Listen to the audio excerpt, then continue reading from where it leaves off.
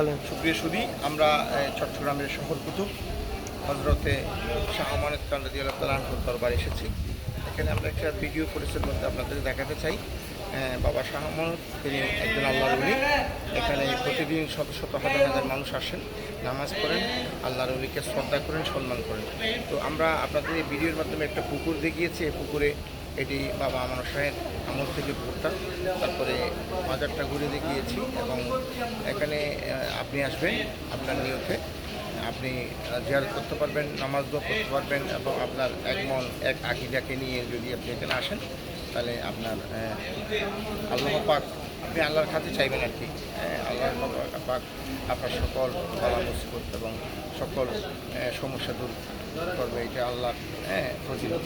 ভালো থাকবেন, ভালো রাখবেন।